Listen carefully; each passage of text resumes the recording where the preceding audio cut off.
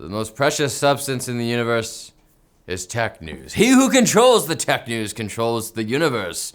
The tech news must flow! Valve has pushed out what they describe as a small update to Counter-Strike 2 that wiped out nearly $2 billion from the game's player-driven economy overnight. The October patch quietly changed how trade-up contracts work. Instead of having to buy expensive stuff, you could just trade in a bundle of cheap crap for ultra-rare knives. This teensy-weensy update single-handedly detonated the Steam community market overnight, sending the value of long-hoarded items into free fall. Bloomberg reports total losses of over $1.75 billion in under 24 hours. In perhaps the greatest redistribution of wealth in video game history, well-to-do players on social media are showing several thousands in losses, whilst the little guys are actually coming out ahead. One lucky user's inventory of previously low-tiered skins is currently being valued at $3 million US.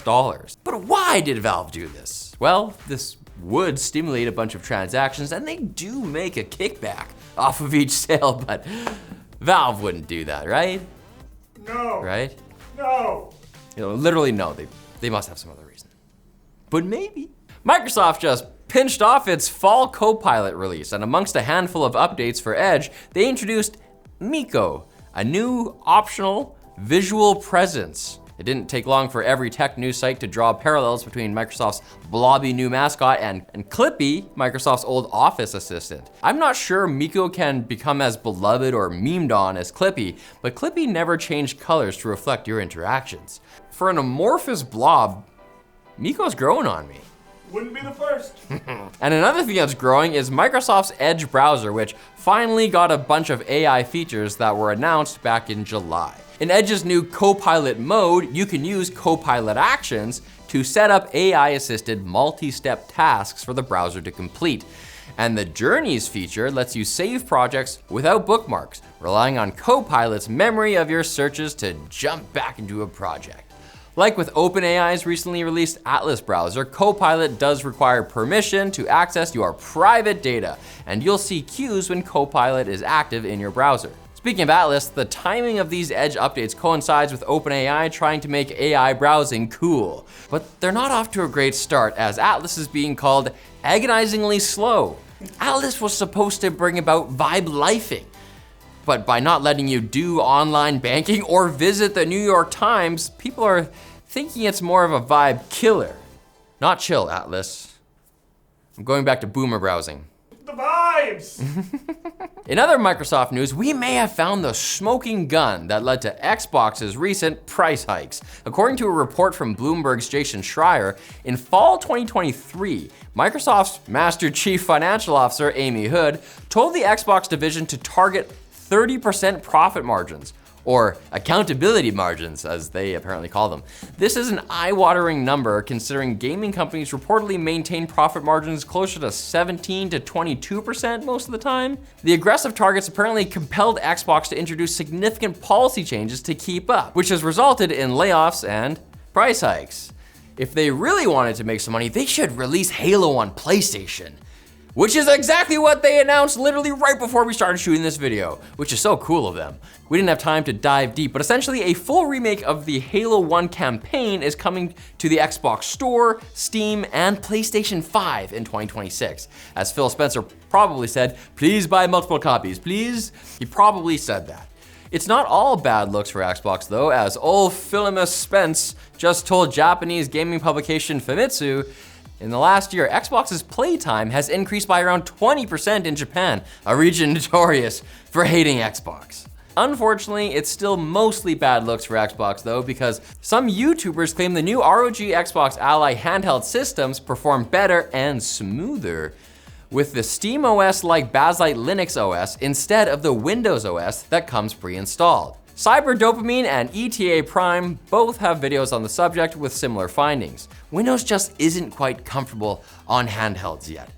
But you know where you may be more comfortable? You will be on our sponsor, Rove Lab, makers of the M1, a modular and lightweight sofa that you can carry into your house or even your small apartment by yourself. And you don't even need to go to the gym and get mad swole, ripped or yoked, juiced or jacked, unless you want to do those things anyways. But again, it's not necessary for this because the M1 sofa blossoms out of its compact box, ready to enjoy. No tools or confusing instructions involved. Sections of the M1 sofa can be added or rearranged at any time, so you can just enjoy the plush, high-density foam construction and durable, easy-to-clean upholstery like this, or I don't know, like this. I'm not gonna tell you to set yours up. I am gonna say get up to 60% off during Rove Lab's Black Friday event at our link in the description. Don't fear quick bits. Quick bits are the mind filler. I will face my quick bits. I will permit them to pass through me and over me and in me.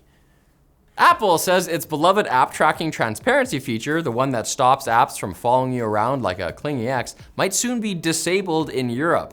The company claims intense lobbying efforts in countries like Germany and Italy could force it to withdraw the privacy tool, to the detriment of European consumers. This statement comes after a probe launched by Germany, they love their probes, back in 2022, and fines from France's competition authority back in March of this year. When will these socialists stop? Don't you people want the freedom to be exploited? The American way? Yeehaw! Yee! And in what might be the most shocking Apple news this week, the company is developing a new app migration kit, a framework to help users move their data from iOS to Android. You know, the opposite of what they usually want their customers to do. The tool, quietly detailed on Apple's developer site, would let apps securely transfer user data between platforms. The reason? Likely EU regulatory pressure. That's what causes all good things in this world, though Apple hasn't said that outright. Either way, Apple removing their head out of their ass a little bit more is good news for everybody. Forget what I said at the end of the last story. Samsung and SK Hynix are reportedly raising memory prices by up to 30%, according to TrendForce and Hang. This increase hits both DRAM and NAND flash, the stuff that powers your RAM and SSDs. The reason? Surging AI demand and long-term data center contracts gobbling up supply. Great news for chip makers, but terrible news for anyone planning a PC upgrade. At this rate, your next 16 gigs of RAM might end up costing more than the game you bought it for. Just joking, those are going up in price too. Nike has revealed Project Amplify, a new line of powered footwear designed to enhance leg and ankle movement. The shoes feature built-in actuators and motion sensors to assist with every step. But the design is giving Marty McFly mags crossed with your dad's prescription knee brace. Nike's cinematic promo shows glowing futuristic athletes, but explains nothing about how they work. I assume over-the-air updates? Nike Air? I'll see myself out. Thank you. An FBI investigation is alleging that NBA players, coaches, and alumni were involved in a nationwide poker conspiracy straight out of a heist movie. The scheme involved luring wealthy people who wanted to play cards against celebrities, such as 2004 NBA Finals MVP Chauncey Billups, into underground poker games where everyone else was in on the plot to take the target's money.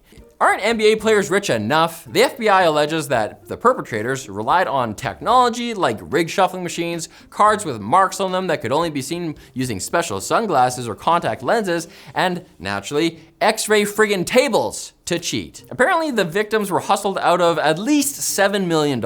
I guess you could say these gamblers were really balling out. Now, seriously, I should leave.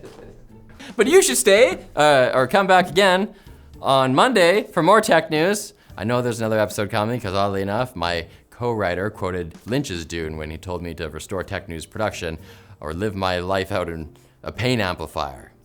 I've got to call HR about that. No gom jabars at work, pinball! Darn!